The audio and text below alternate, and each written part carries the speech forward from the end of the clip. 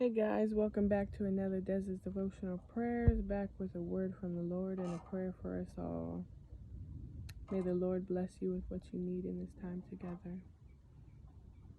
This is part 6 of the Grief and Loss series, going further on how to help yourself through grief and loss. You have to learn to express your feelings in a tangible and creative way. Even if you're not able to talk to people, there are many different ways that you can express your grief and what you're going through. People paint, people do writings, write down your thoughts in a journal. And it'll be a good thing to look back on and see how far you've come. Because sometimes it's hard to see where you've come from, how far you've come, and you feel like you haven't gone anywhere. So journaling has helped me to realize, wow, this is how dark I used to be. This is how in the depths I used to be. But now I may still be struggling with the same things, but my mind is not the same.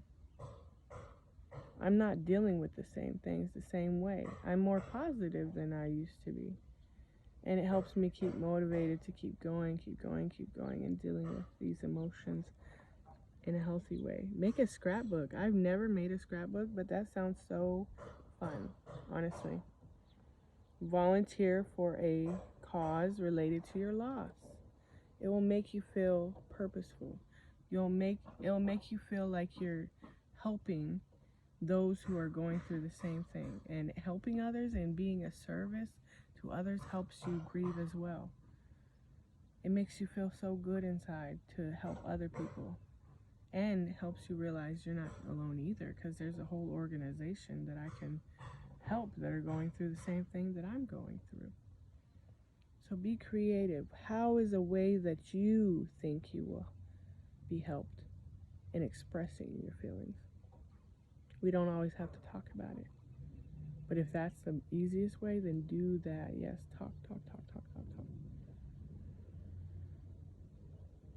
Think about it.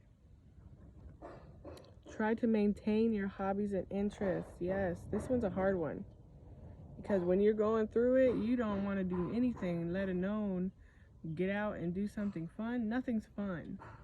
What is fun anymore? You stop realizing the life can be fun. The life can be fulfilling. The life does move on, and that you do need to keep the joy and the love and the happiness alive in your life.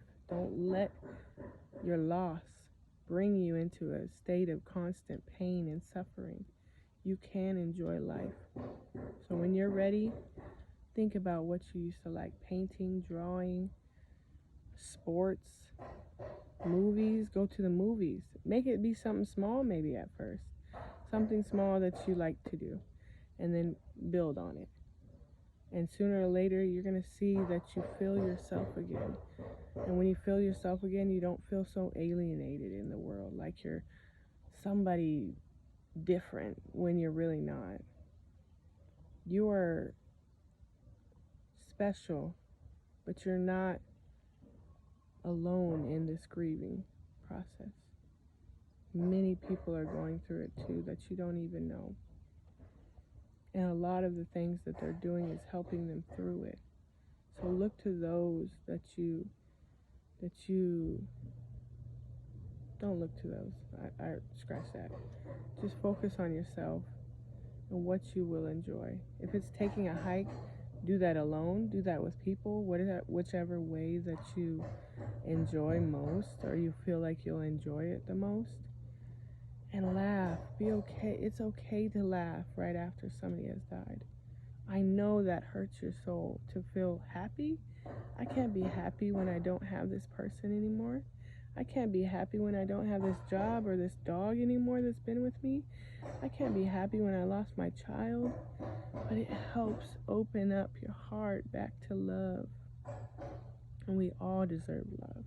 We all deserve happiness. We all deserve joy and peace. Please allow yourself to laugh. I know there'll be moments where you'll feel like laughing and you'll resist it. Because how dare I laugh? But you deserve to laugh. You deserve to have fun. You deserve joy in your life.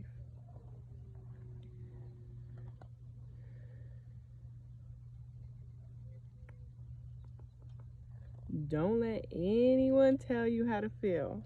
Thank you. And don't tell yourself how to feel either. Don't say, I have to grieve this long. I have to do this long. I have to be sad. I have to do this. I have to stay alone. I have to this.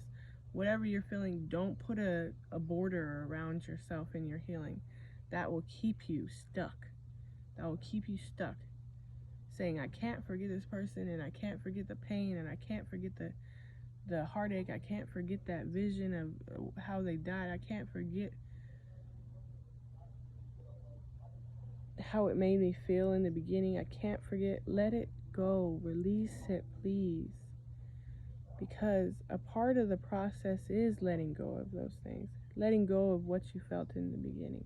Letting go of how you dealt with things in the beginning. Moving forward and learning better ways to cope and heal past this process of grieving and loss. And allowing yourself growth in it, allowing yourself to say, I now can see that I have wants, I have hobbies, I have things, and being okay with having them without that person, without that thing, without that job, without, like, I can have a better house and let go of the house that I grew up in, or the house that I brought my children up in that I lost. There's better to come if you release and move on. I know it sounds harsh, but it's necessary. It's necessary to build yourself back up. You are worthy of being whole. You are worthy of being happy. Don't stop yourself from that. Don't stop yourself from greater just because you're stuck on what was connected to that person or that thing or that person, that dog or whatever it is. I have to keep this. I have to keep this dream alive. I understand. I understand. I understand. Trust me, I understand. It hurts. It hurts so deeply to let it go. But once you get past that hurt, it's such a big relief to take that burden off of you and live like that person would want you to. How would you live if that person was still here with you? You wouldn't do that. She would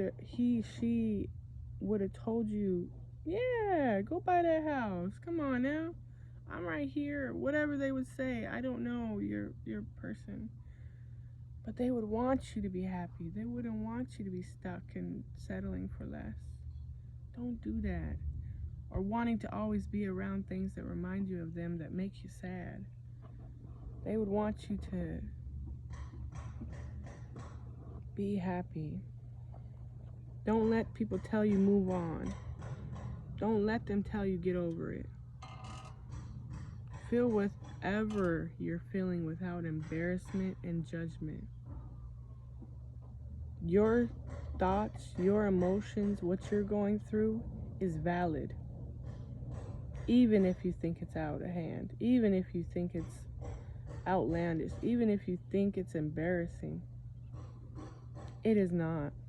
It is not. It's how you cope. And that's important, to focus on you and what you need, not what other people feel like you need. You know what you need. Remember that. Remember that. Don't let somebody subside your pain into where you push it back and you never deal with it. Don't let them keep you stuck. You allow yourself to go through it in any way that you need to. Be okay with being angry. Be okay with crying or not crying. Do not tell somebody, don't let nobody tell you you're not crying, you're not hurting. Don't let them tell you you're a crybaby, all you do is cry over this person or this thing. Get over it. No. Do what you need to do. It's okay to yell, laugh, find moments of joy. Please. Find moments of joy. There's always moments of joy. Don't block yourself from joy. And let go when you're ready. Let go when you're ready. You'll feel the urge to have more. You'll feel an urge. And don't stop it. Look after yourself physically. Mind and body are connected. When you feel healthy physically, you will be better able to cope emotionally. Combat stress and fatigue. Fatigue. I don't know why I keep saying fatigue. Don't mind me. Fatigue. By getting enough sleep. Please get sleep. Don't stress about it. No amount of stress is going to change anything. So get the sleep you need, and if you have to, stress when you're awake. And that sounds bad, but get sleep, please. Eat vegetables. Eat your vegetables. Please drink water. Please drink water. Please drink water. No sweets, no none of that. Stress. Sugar is very bad for your body. So the more you put into it, the more it clings negatively to you. So if you're already in a negative state, it may make you way more negative. If you're stress eating, if you're depression eating, if you're nothing, you're going to connect sugar and depression in your brain. That's what happens. So every time you eat sugar after that, it's going to trigger you to feel that way. So we got to learn to get a healthy flow of sugar, not an overload. Not an overload. Put vegetables in your life, fruits and vegetables. That should be the sweet fruits. Exercise. That's hard, but just do it. Even if it's like you're laying on the ground and you're doing movements, that could be a start. I know that was my start. I did not want to stand up and do a workout. I walked. That was better than the word exercise. Swim. That feels wonderful, especially when it's about to get hot. Swim. That's nice. Don't use alcohol, please. Don't use other substances. They're only gonna suppress and block the feelings for temporary. It will not solve the problem deep within. It will not solve what's going on forever. You're gonna have to be relying on this thing forever if you do this. Please, you're better than alcohol. You're better than substances. You're more important. Don't create another problem out of your grief.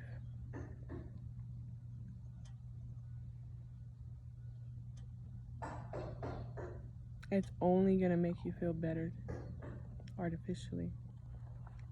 It's not real. It's not real. It's not reality. You really are hurting.